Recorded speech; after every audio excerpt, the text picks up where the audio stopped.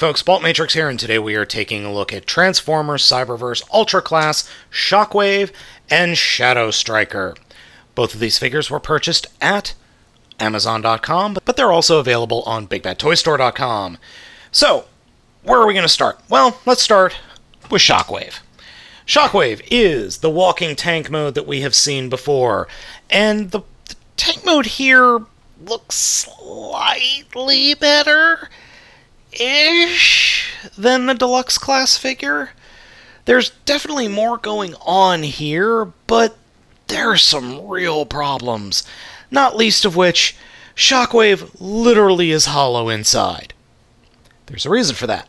We'll get into it in a minute.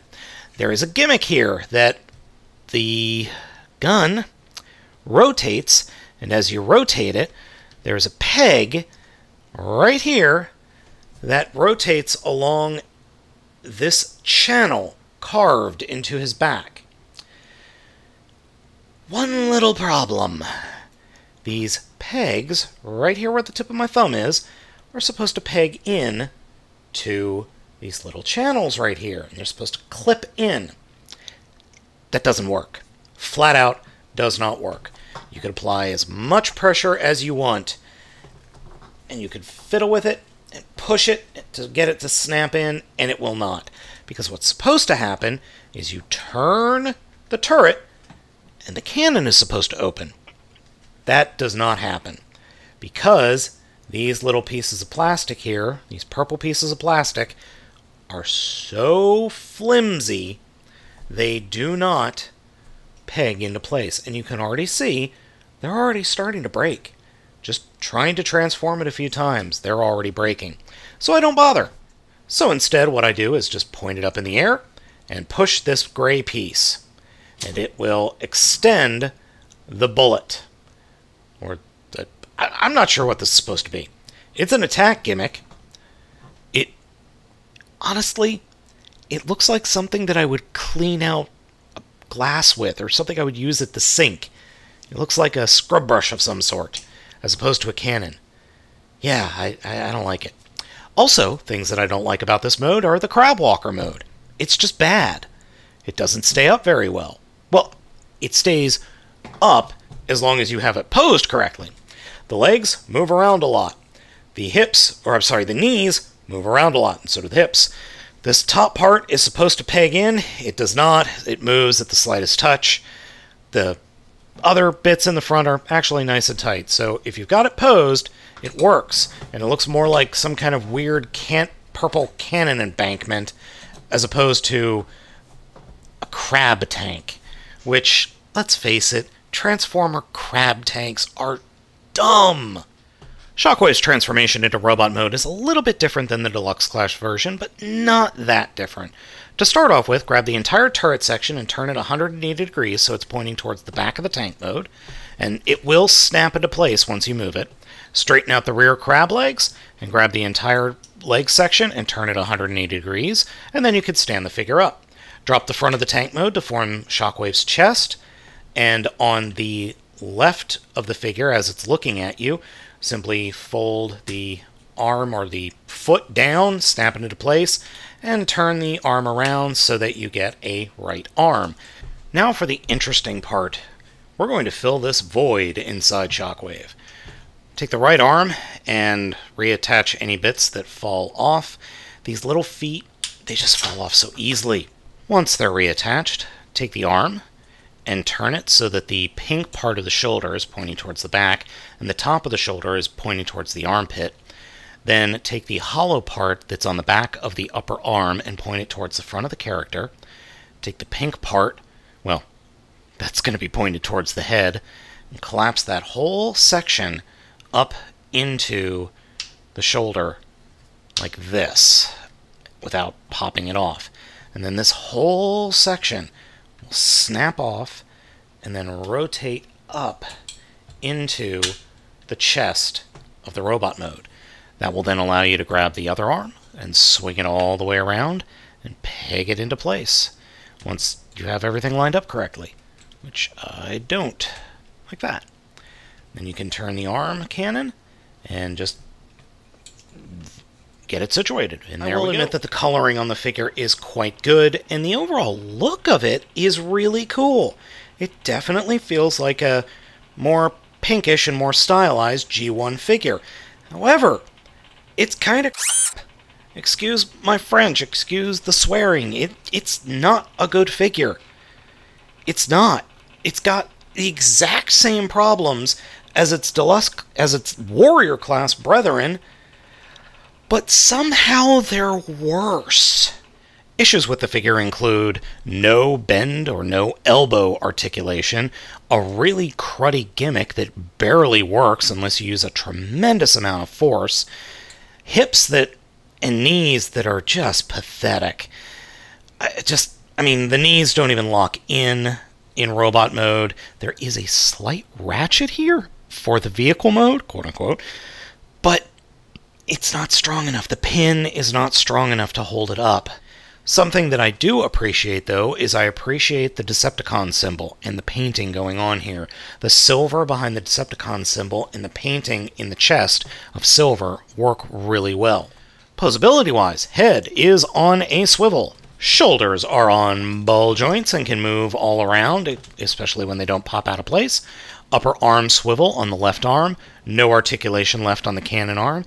There is an elbow for bending that, bends 90 degrees. And, well, no fist articulation unless you count part of the transformation into a foot. Torso articulation. Shockwave can kick forward that much and can kick back equally at 180 degrees. It can do the splits completely. There is knee articulation, but, well, that happens. And oddly enough, ball joints in the feet for some added articulation, but they are greatly limited by the skirts, or I guess the Cybertron bell bottoms we got going on here. In this mode, the gun works as well, though it is a little bit harder to deploy,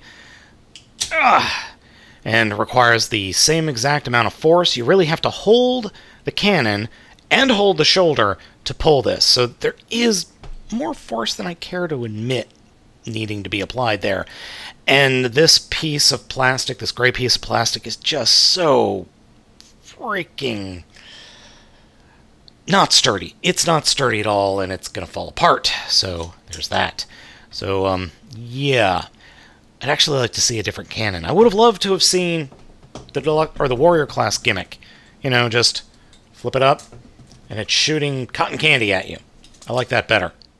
The best thing about this Shockwave is the robot mode, except for the ridiculously large cannon, but now that we've seen the Bumblebee trailer at this point, it's like a day or two after the Bumblebee trailer dropped, I could kind of forgive you the ridiculous giant gun arm, because Shockwave ends up with a ridiculous giant gun arm every once in a while. Robo mode's great. Everything else about the figure is not great. Alright, enough of Shockwave. Let's look at Shadow Striker. Shadow Striker's car mode is really a remold of Bumblebee with some extra gimmicks. I actually like it quite a bit. It's a good car mode, though it severely lacks paint. The gimmick in this mode is pushing on the front of the Lamborghini S car mode to flip out cannons. I actually really like the cannons. They work really well. They're well painted. They look neat, and they're just kind of kind of cool. Transformation for the figure is super simple. If you watched my Ultra Class Bumblebee figure review, you'll kind of know how this transformation is going to go. Start off with, grab the front of where we push back to deploy, and just kind of flip that up. Then grab the front wheel wells, flip them up and out of the way.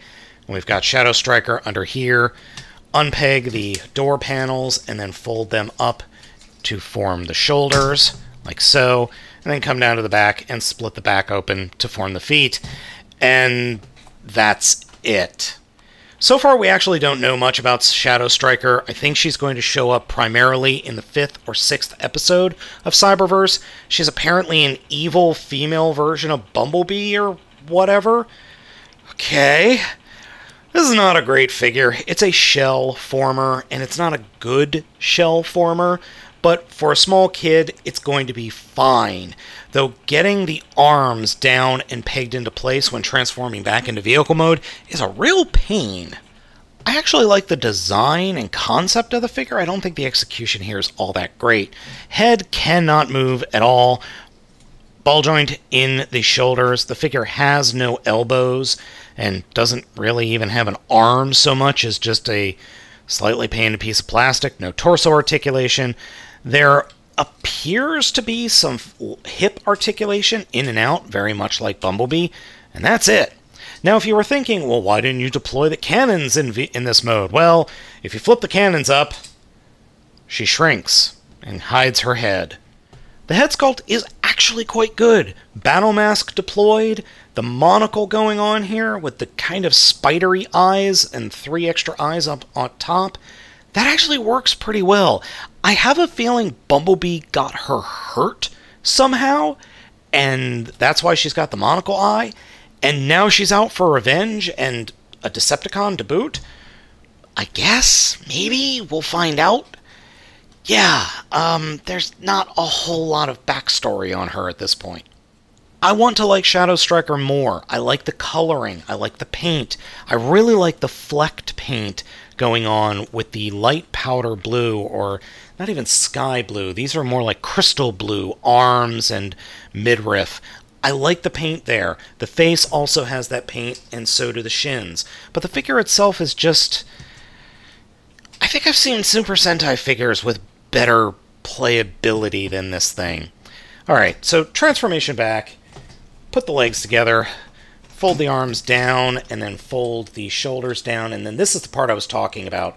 What you have to do is figure out how to get things down and in place and snapped into place without, compromising anything. But there are little panels and little pegs that are right here in the back. So there's a peg slot there and a peg slot there. And if you don't do them in the right order, things will just get all messy. So do the same thing here. Get things kind of lined up correctly. Fold the wheels down, fold the front down, and that's it. It is pretty easy, but those doors, they're not easy, and it's not going to be easy for a small kid to do it either. Anyway, I still like the deployment gimmick of the cannons. I legitimately like that. Neither of these figures can be considered great, or even kind of good.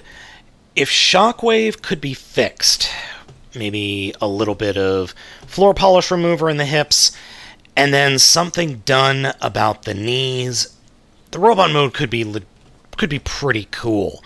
I would also replace the cannon with something smaller at an elbow joint, and get rid of the gimmick, because the gimmick's dumb.